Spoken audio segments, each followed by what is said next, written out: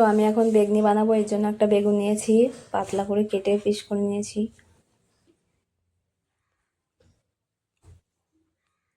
এখন দিচ্ছি 2 চামচ বেসন,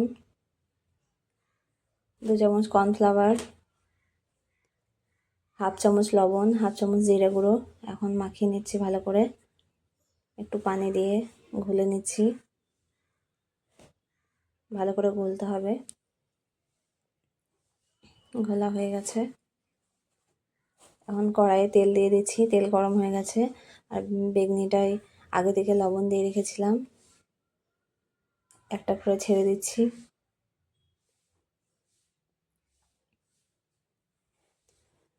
ভাজা হয়ে গেছে, আর একটা ওইভাবেই ভেজে নেব।